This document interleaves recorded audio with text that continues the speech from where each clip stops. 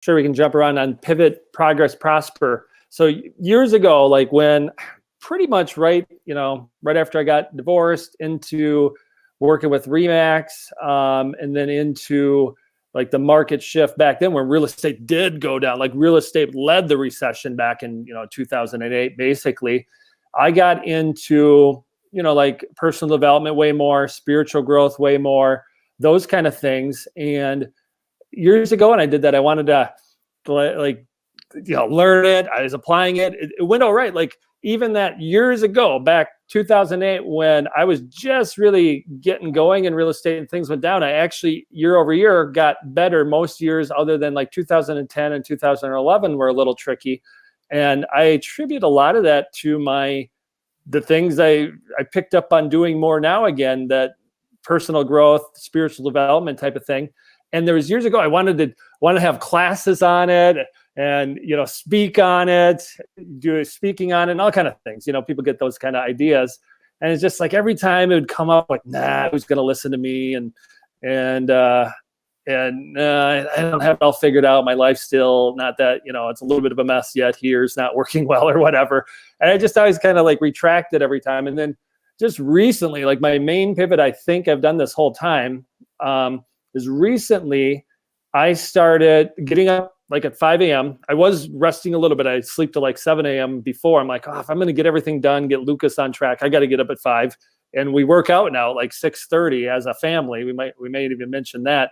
So I wanted to get it done before working out. I basically got a journal from Darren Hardy. He's a well-known, speaker, author, personal development guy, very, very into like goals and stuff. I got his journal, wrote out a bunch of goals. Some of them are quarterly, monthly, and I've been reviewing every day. Like, okay, what am I doing? What am I not doing? So I do that. Then I have like a book I read that's along my spiritual development journey, and I read it, and then it's like what I'm going to do each day. I've been doing like I'm almost writing my own devotionals. Like I read a devotional every day on my own that somebody else wrote. Like I'm going to write my own based on kind of what I'm reading, what's going on, how I'm feeling, that I think would help people. And I just started doing that, like putting some stuff to pen and paper. I don't know, I've got like 12 days down or something. And then I thought, well, if I ever wanted to, I do videos a decent amount of time, quick on whether it's about real estate on the real estate page or sweaty Chuck videos on my personal page or other videos. I've been doing other videos. I thought, well, why don't I actually have this content more written out? So if I ever want to pull from one, I just have it written out. Then if I ever wanted to do an actual course, I would have all this stuff written out. I wouldn't have to rethink it. I could like in 6 months to a year from now or 3 months, I would have material ready to go. So one of my pivots is doing that. And the progress is each day writing some stuff out that I may use to teach, share. Who knows? It might be a devotional book someday. And I'm just sharing this now. Nobody even knows that my wife, I told her, but she doesn't really listen to what I'm saying. So she'll hear this and be like, you never told me about that, but which I did. But I'm just starting that process, doing something and everybody has this, like doubt it I would ever do. Like, who cares? Who would care? But I'm doing it for myself. Like when I reread what I wrote, like as a devotion, I'm like, this is pretty good. Like I should read that. I should do it. Like it's good. Like it's good for me. And then it's like, well, if I do this consistently, I'll actually have material to actually use if I ever wanted to teach the course like I thought about 12, 13 years ago. Yeah, I think a lot of our ideas end up tying together if we can find a way to put them together. And I totally relate to what you're saying. For one of the things on my wall, on the wall over here, I have Post-its because these are things that I want to do. And like a daily journal that someone told me, and so I guess I should do it now since I'm talking about it. Like I could do instead of, if I don't feel like writing a daily journal, I could record it, like just record my thoughts and then they're there. And then I could repurpose those in some other way. If they're actually a good thought, maybe one turns into a podcast, maybe one turns into a blog post.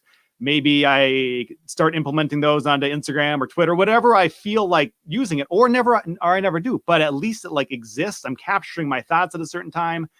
And maybe there is use for that in the future. And I think we all have so much to give. And for me, before the podcast, I was afraid of like talking and telling my story. And now I don't concern myself with that anymore. And there's a hurdle, there's a box, there's a hump, whatever we want to climb over or get out of. And it's important to just, once you cross over, it seems to just come easier.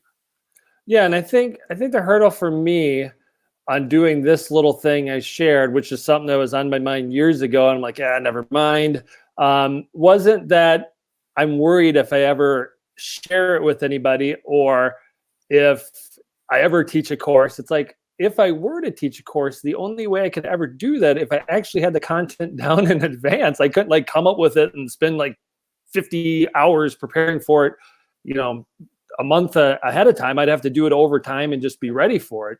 So for me, it was like, it's at worst, it's helping me grow. It's kind of like journaling.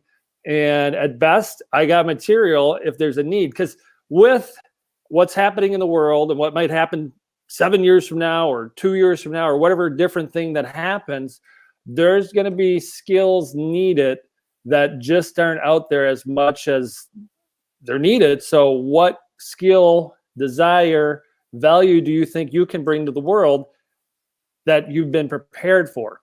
Because opportunity only comes if you're prepared. And it's like, well, yeah, I know that, so I should actually be prepared for the opportunity that's probably more on my heart. Like somebody else's thing is different, and that's why you got to be ready for it. And most people don't put in the work; they just want the results. Mm-hmm.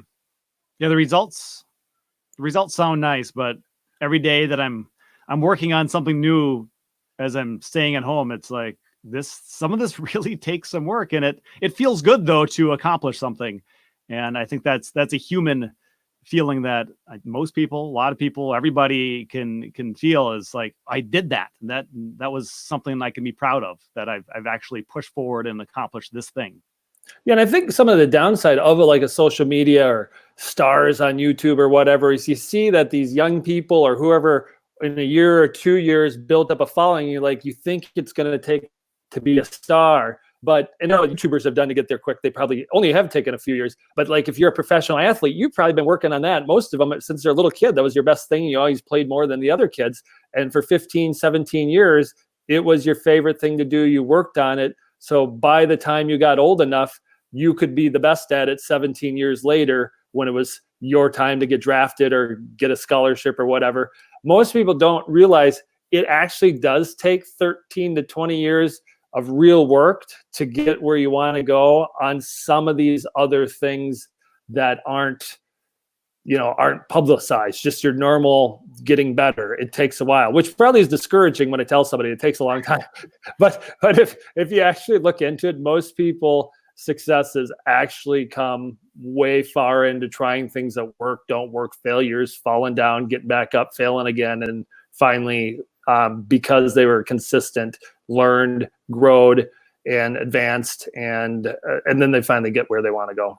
I think the word is obsessed or obsession. The individuals that, many of them that end up being like the greatest in the world at something, they've just been obsessed for years. They're naturally gifted in some ways, but it is their obsession to keep getting better and to be the best, and that's how they get there.